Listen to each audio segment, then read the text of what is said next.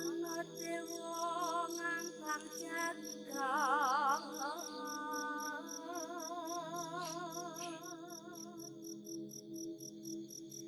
nyangking bokor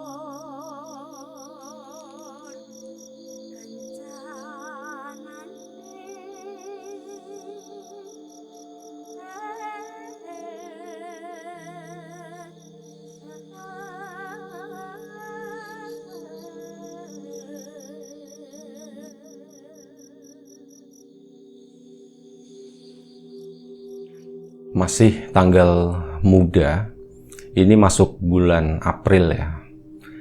Dan ya, kita share ceritanya yang agak-agak ringan dulu kali ya, jangan yang berat-berat dulu.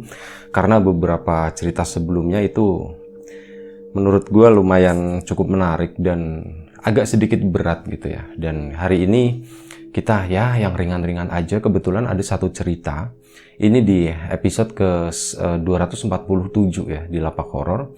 Itu ada satu cerita dari kawan lama namanya Tohari. Kejadiannya udah cukup lama banget dan tepatnya gue juga nggak tahu sekitar tahun berapa. Kemungkinan sih sekitar tahun 90-an. 80 akhir atau 90-an awal. Jadi Tohari ceritanya waktu itu disuruh bapaknya buat beli rokok dan waktu itu tuh udah sore hari ya, udah menjelang maghrib atau orang Jawa bilang tuh kayak apa ya, waktu sendekala kayak gitu. Dan sebelum kita cerita seperti biasa, gue pengen ngucapin banyak-banyak terima kasih buat kawan-kawan subscriber semuanya. Terima kasih buat kawan-kawan yang udah ngasih support, udah ngasih dukungan. Terima kasih juga buat kawan-kawan yang udah ngasih like, udah nge-share ke yang lainnya. Nggak lupa juga terima kasih banyak buat kawan-kawan yang udah ninggalin komentar. Nah, cerita tentang Tohari tadi yang waktu sendekala, mungkin kalau kisaran jamnya itu udah jam setengah 6 sore ya, dimana biasanya nanti jam 6 sore itu udah ada azan maghrib. Berangkatlah Tohari disuruh beli rokok sama bapaknya ke sebuah warung rokok yang memang rokok bapaknya itu yang jualnya warung itu doang gitu. Warung tua yang jual juga udah orang tua. Warung-warung yang lain itu udah nggak sedia rokok itu. Makanya sore itu mau nggak mau Tohari itu harus menempuh jarak sekitar 100 meter dari rumahnya, yaitu untuk beli rokok tadi. Singkat cerita, berangkatlah Tohari. Baru keluar rumah, baru beberapa meter dia keluar rumah, tiba-tiba dia tuh kesandung sesuatu, tepluk gitu ya. Waduh, apaan nih katanya. Pas dilihat itu adalah batok kelapa yang bolong. Ya, Tohari pikir nih apaan kayak gini batok kelapa kok ada di sini gitu. Yang banyak pohon kelapa kan di kebun di belakang rumah situ. Ini kenapa batok kelapa nyampe sini? Diambil sama Tohari, dilemparin sama dia kan. Bang gitu. Nah, Tohari itu usianya waktu itu sekitar 15 tahunan, udah usia remaja lah ya. Udah setelah dibuang, dia pun melanjutkan perjalanan. Dia lanjut perjalanan dengan santainya sampai di beberapa menit kemudian Tohari itu nyadar kalau ini kok ada yang aneh ya di perjalanan ini gitu, di sore ini. Kenapa kampung dia itu sepi banget? Kenapa di kampung nggak ada orang? Biasanya kalau lagi sore-sore kayak gini, itu ada aja gitu ya, orang tua yang masih nyapu, ngebakar sampah, atau ya orang-orang masih di depan rumah lah sambil nunggu maghrib kayak gitu. Tapi hari itu tuh aneh banget. Hari memang udah agak gelap, dan waktu itu musim kemarau, bukan musim hujan. Biasanya banyak orang. Anehnya itu tadi, nggak ada satu orang pun di sana. Dan langsung terbesit di benaknya Tohari itu, dia kan untuk perjalanan dari rumahnya menuju tempat beli rokok itu harus melewati beberapa spot angker ya, kebun gitu.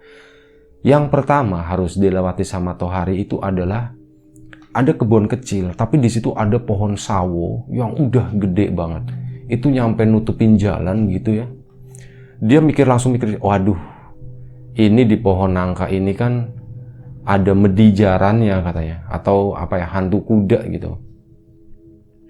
Badannya orang tapi kakinya kuda, katanya ada seperti itu di situ isunya gitu. Wah, Tohari udah takut gitu kan. Waduh, ini marip-marip, sepi lagi. Kalau banyak orang kan tenang. Ini karena itu tadi, karena sepi, makanya Tohari jadi mikir kayak gitu. Waduh, ini kalau misal lewat sana terus si medijarannya keluar kan lucu katanya gitu. Udah akhirnya ya mau nggak mau gitu kan, karena udah disuruh sama bapaknya, akhirnya Tohari pun memaksakan jalan ke sana, ngelewatin kebun yang ada pohon sawoknya itu. Lewat ke sana dengan perasaan yang dag-dig-dug gitu. Dia bismillah gitu ya, bismillah, semoga nggak ada gitu, semoga nggak muncul si medijaran itu. Dia lewat ke sana, dia ngeliatin tuh batang. Jadi batang pohon sawoknya itu jaraknya sekitar 2 meter dari jalan gitu ya. Itu deket banget dan itu nutupin ke atas. Nyampe seberang. Tohari jalan sambil ngelirik gini, katanya sih biasanya sukanya munculnya dari situ, dari belakang pohon itu. Tohari jalan gitu, nyampe lewati pohon sawo, alhamdulillah nggak ada apa-apa gitu. Tapi karena suasananya sepi banget, itu ya jadi mencekam gitu di kampung itu. Terus Tohari lanjut jalan, dia ngelewatin ada satu rumah tua, rumah besar. Rumah tua itu kan biasanya dibangunnya tuh agak mundur ya. Jadi halamannya tuh luas. Dari jalan otomatis kelihatannya agak sedikit jauh gitu kan. Tohari lewat di depannya, nengok dia otomatis. Waduh, di sana Tohari tuh ngelihat ada penampakan cewek pakai gaun putih, tapi gaun putihnya tuh melebar gitu. Si cewek itu kayak duduk, tapi posisinya di depan pintu.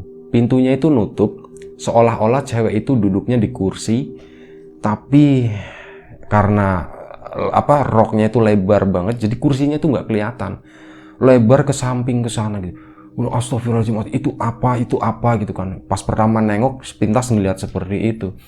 Nengok kedua kalinya, zep gitu, itu makin jelas banget ya. Tohari cuma bilang, aduh kuntilanak gitu kan. Aduh kuntilanak gitu. Udah dia mempercepat jalannya gitu kan. Astagfirullahaladzim.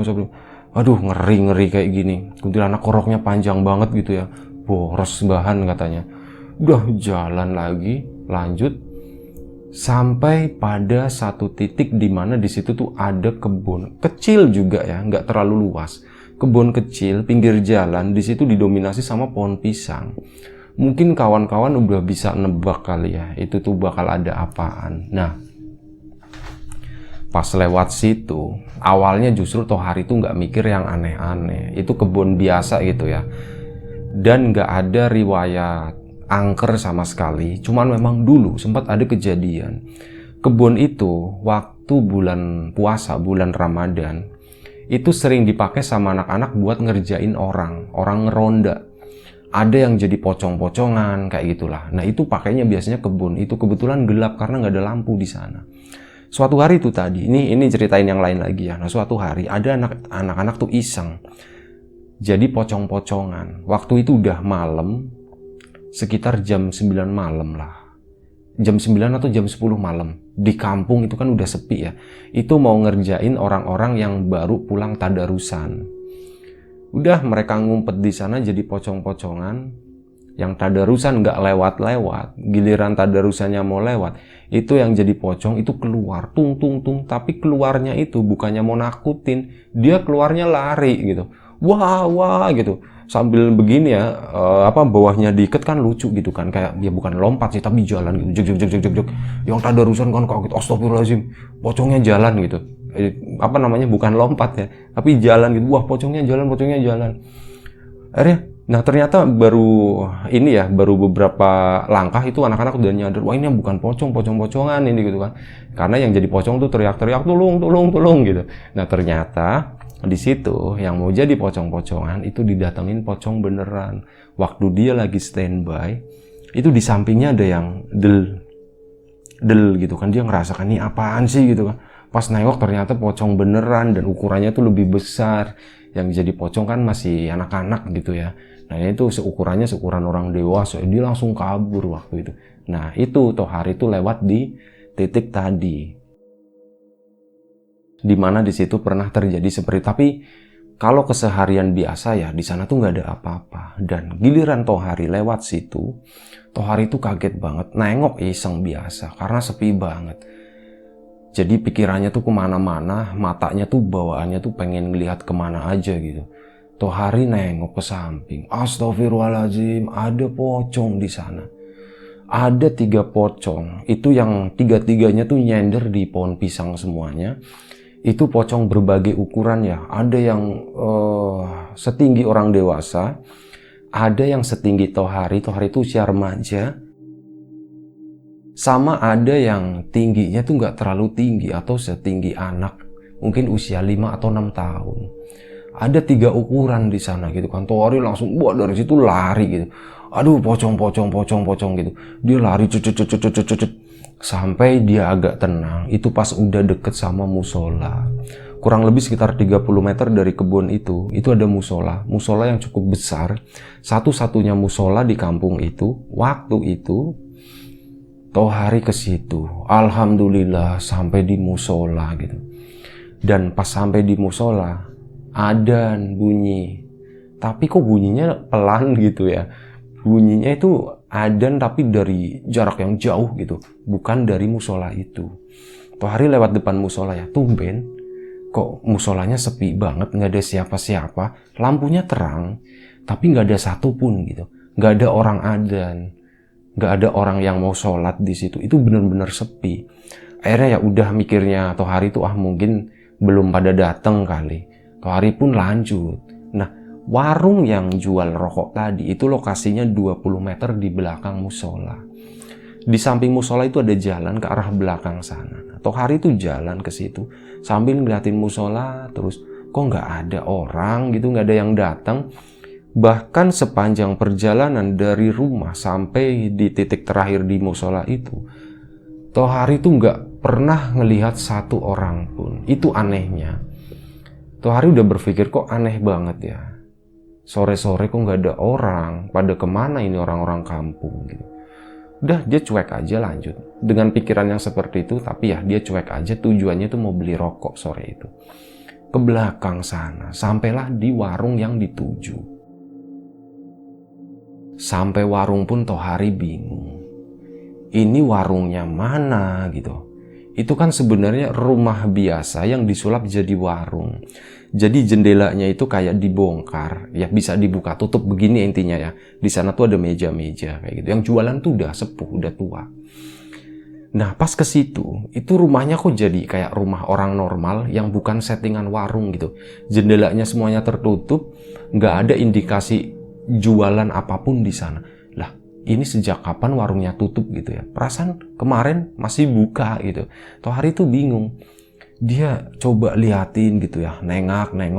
Ini kan bukan warung, dan dia tuh mau nanya sebenarnya. Kali aja ada orang di situ. Nengok ke sana kemari. Gak ada satu orang pun yang datang waktu itu. Gak ada satu orang pun yang ditemuin, gak ada satu orang pun yang bisa ditanyain. Akhirnya Tohari tuh duduk di depan rumah tadi, rumah warung itu. Tohari duduk di situ. Diem, dia tuh merenung gitu. Apa yang sebenarnya terjadi ya? Hari ini kok aneh banget. Tapi belum ada jawaban sama sekali. Ya udah deh, gini aja deh. Mungkin masih maghrib. Ini warung mungkin masih tutup. Dan rumahnya tuh gelap ya. Gak ada penerangan dari dalam gitu. Udah Tohari pun akhirnya pergi ke musola.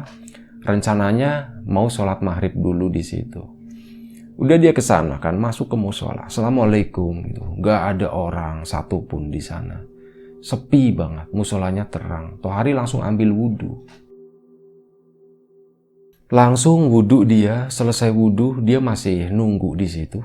Mana kok orang-orang belum datang gitu. Mungkin udah sekitar 15 menit kali dari pertama kali Tohari itu sampai musola, terus dia ke belakang, balik lagi ke musola ambil wudhu. Itu kurang lebih itu kurang lebih durasinya tuh sekitar 15 menit. Tapi belum ada satu orang pun datang. Sampai akhirnya Tohari tuh kayak ngerasa bete juga kan. Wah, ini kelamaan nih kalau nunggu kayak gini kan. Akhirnya udah sholat sendirian aja, tapi sholatnya tuh nggak di bagian dalam musola itu enggak. Jadi musola itu ada ruangan utama, ada kayak terasnya. Tohari itu sholatnya di teras itu. Sholat dia sendirian, daripada nungguin kelamaan sholat 3 rakaat, selesai salam, assalamualaikum, assalamualaikum. Pas dia begini, nutup basuh muka begini, itu dia melek lagi, kaget Tohari, astagfirullahaladzim, kok banyak orang gitu. Bingung banget dia itu, kok orangnya banyak dan orang-orang di situ tuh pada kayak ngetawain Tohari gitu. Ri, kon sembayang apa sih? Kok dewekan gitu? Ri, kamu sholat apaan kok sendirian gitu? Gak nungguin yang lainnya katanya. Tohari menyadari ada hal yang aneh, ada sesuatu yang terjadi. Dia akhirnya pun lebih memilih menghindar waktu itu. Enggak, dia cuma bilang kayak gitu, terus dia bangun dan dia pergi dari musola itu. Itu di belakang tuh suara orang-orang tuh kayak ngetawain ya, kayak ngetawain Tohari ini, kenapa sih Tohari, kenapa aneh gitu. Intinya kayak gitu. Sampai akhirnya Tohari udah ambil sendal lagi, dia keluar lagi, dia mau balik ke warung tadi. Udah beli rokok, abis itu pulang gitu. Hari ini dia tuh udah malu, intinya seperti itu. Dia kesana ke warung, beli warung, dan warungnya itu buka. Itu jadi warung yang normal. Warungnya Mang inilah, gue nggak usah nyebutin namanya ya. Warung itu, belilah rokok di situ. Selesai beli rokok, Tohari pun pulang. Pas pulang, itu acara sholatnya itu belum dimulai juga waktu itu. Hampir dimulai ya. Orang-orang tuh masih duduk di pinggir-pinggiran musola situ. Tohari lewat, ya sama kayak gitu. Ri, kenapa Ri? Kon kenang apa Ri? Ri, kenang apa Ri? Gitu. Ri, kamu tuh kenapa? Kamu kenapa? Gitu. Banyak yang nanyain seperti itu, tapi Toharinya tuh cuek. Sebentar ya, gue ngopi dulu ya. Bismillah.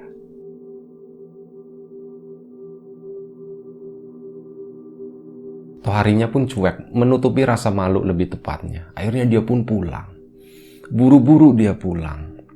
Oh iya, satu hal yang gue lupa tadi kayaknya nggak disampaikan.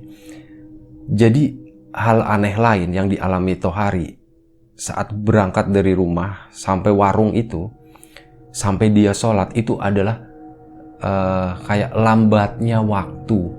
Terasa lama banget. Dari 5:30 sampai azan. Masa iya 100 meter nggak nyampe gitu kan.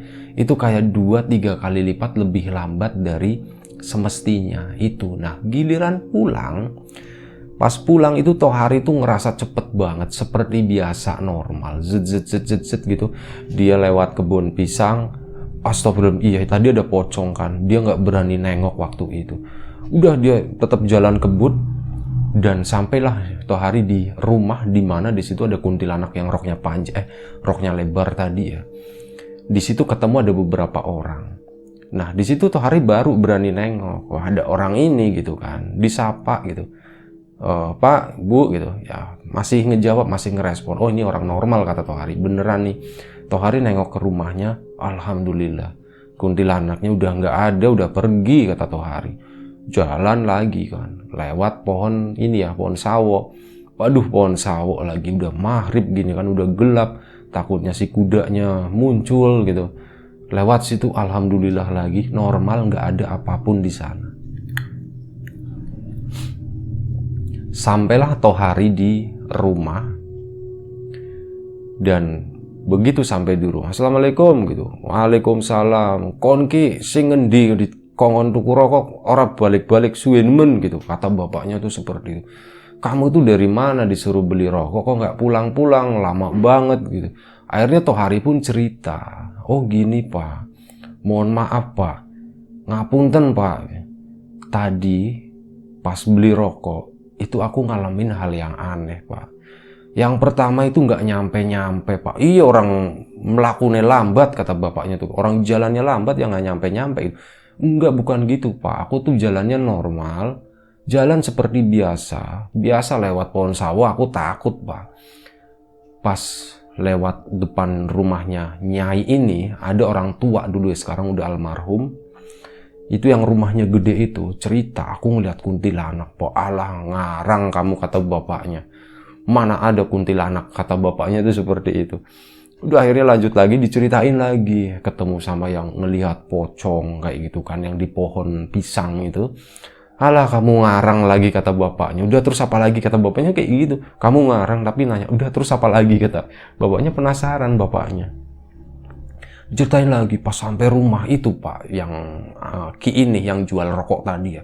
Itu rumahnya berubah Pak. Wah kamu berhalusinasi, kata bapaknya. Kamu tuh menghayal, katanya. Terus gimana? Kayak gitu bapaknya tuh pura-pura kamu berhalusinasi, tapi tetap aja nanya terus gitu. Akhirnya dilanjutin sama Tohari. Nah dari situ Pak aku sholat. Pas sholat di sana tuh nggak ada orang Pak. Mana mungkin musola nggak ada orang, kata bapaknya tuh kayak gitu. Bapak tuh dari tadi nggak percaya tuh gimana sih, tapi nanya terus lanjutin nih nggak nih Pak, katanya. Oh ya lanjut, kata bapaknya kayak gitu. Dilanjutin ceritain. Habis sholat Pak, pas aku udah gini itu kaget. Aku udah dikerubutin sama orang, dan orang-orang itu pada ngetawain, ngeliatnya aneh gitu. Kok ini Tohari sholat sendirian. Nah itu di situ aku tuh ngerasa ada yang aneh Pak, ada yang nggak beres. Dari pertama kali aku keluar rumah sampai yang terakhir sampai aku sholat maghrib tadi, itu ada sesuatu yang nggak beres Pak. Iya kata bapaknya, bapak juga ngerasa nggak beres, ada sesuatu yang nggak beres. Bapak sih ngerasanya kamu disuruh beli rokok aja lama banget, itu udah nggak beres, kata bapaknya seperti itu. Simple gitu ya. Ternyata seperti itu, ada kejadian kayak gitu ya. Ini kamu ngarang nggak? Enggak Pak, sumpah Pak, kata Tohari itu seperti itu. Nah, kata bapaknya, emang kamu tadi abis ngapain sih gitu? Kok bisa sampai ngalamin hal-hal kayak gitu? Ada sesuatu yang aneh yang terjadi atau sesuatu yang nggak biasanya yang kamu lakuin nggak? Di situ Tohari mikir gitu ya, tadi tuh apa ya? Habis ngapain ya? Ada sesuatu yang aneh enggak ya? Nah, di situ Tohari baru ingat. Pak, tadi pas aku nembe metu, aku ku kepaduk Pak. Tadi pas aku baru keluar, aku tuh kesandung. Kesandung opo katanya? Kesandung apa, kata bapaknya itu? Aku kepaduk batok kelapa Pak. Aku kesandung batok kelapa. Waduh. Terus kata bapaknya. Nah, iya aku kesandung batok kelapa, terus aku ambil batoknya tuh bolong. Kayak bolong bekas dimakan bajing atau tupai gitu ya. Kayak gitu Pak. Ya udah ini kan batok biasa. Apa namanya? Banyak barang kayak gini di belakang rumah. Cuman ya aku mikirnya ini kok batok nyampe sini gitu. Siapa yang iseng main, ya kali aja ada anak kecil yang dipakai buat sepak bola atau apa gitu ya. Itu aneh, ya udah aku lempar aja Pak batoknya, bletak gitu kan. Saya aku lemparnya jauh Pak. Kata bapaknya, nah mungkin itu kali Ri. Itu yang bikin kamu tuh ngalamin hal-hal aneh sore ini, kata bapaknya tuh. Iya, tadi kan udah sendekala kan. Harusnya kamu lebih hati-hati kalau misalnya ada sesuatu yang aneh gak biasanya. Ya, diperlakukan secara wajar, harusnya nggak usah dilempar, dipinggirin aja katanya. Seperti itu. Nah, biasanya kalau batok kelapa itu, Ri, bapaknya mulai menjelaskan nih, itu katanya batok kelapa kalau ya kesandung atau tiba-tiba jatuh, itu pas diambil itu biasanya kepala orang, Ri, katanya. Wah, masa sih Pak? Iya, katanya seperti itu. Berarti tadi yang aku ambil itu kepala orang dong Pak. Ya mungkin aja, kata bapaknya, bisa jadi. Tapi kamu nggak ngelihat itu kepala orang ya? Enggak Pak. Pas aku lihat bolong, udah langsung aku lempar gitu. Oh pantesan mungkin dia marah Ri. Jadi kamu dikerjain, kamu bisa ngelihat-lihat yang seperti itu. Kamu bisa melihat kampung ini tapi dengan ya kampung ini di dimensi yang berbeda Ri, kayak gitu. Makanya kamu ngeliat ada kuntilanak duduk, ada pocong di pohon itu, sama di musola itu sepi, padahal rame.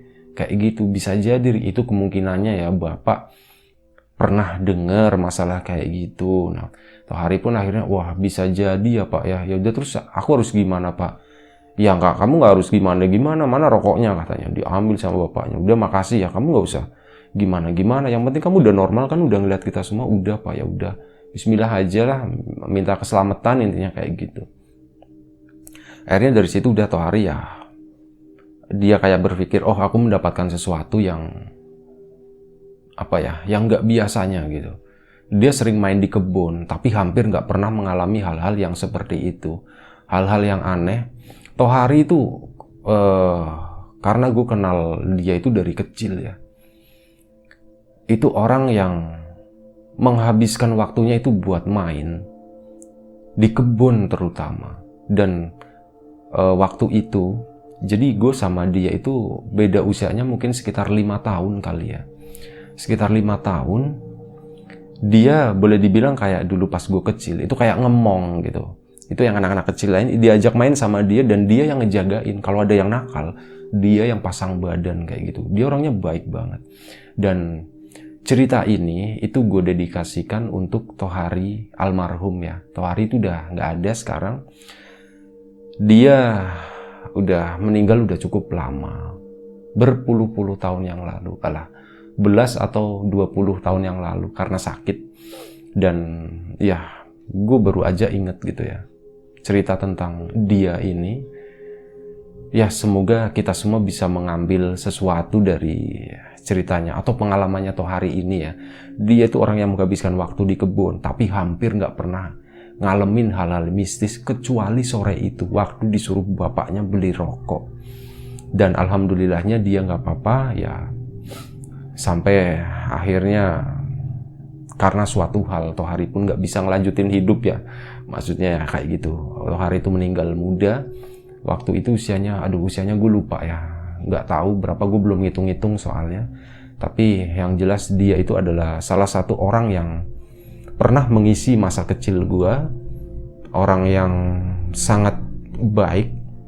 Dan gue banyak belajar ya. Banyak belajar main di kebun itu caranya gimana. Bisa seaman itu, dia tuh hampir nggak pernah ada masalah ya kayak gitu. Ya terima kasih buat almarhum Tohari dan siapapun buat kawan-kawan yang bersedia mendoakan untuk almarhum Tohari ya. Terima kasih banyak gitu. Dan bagi kawan-kawan di rumah, terima kasih banyak udah mau dengerin, udah mau nontonin cerita ini. Cerita yang cukup ringan sih menurut gue sih. Kebetulan tadi gue inget dan ya beberapa hari ini kayaknya bawa cerita tuh kayaknya berat-berat banget ya. Dan gue pengen sesuatu yang agak sedikit ringan. Ya tiba-tiba muncul tentang Tohari ini. Nah terima kasih sekali lagi buat kawan-kawan yang udah mau nonton, udah mau dengerin cerita-cerita di channel Lapak Horor. Jangan lupa kalau kawan-kawan memang pengen ngedengerin cerita horor setiap hari, ya tengokin juga Riam Biru. Karena kita uploadnya tuh seling sehari-sehari ya.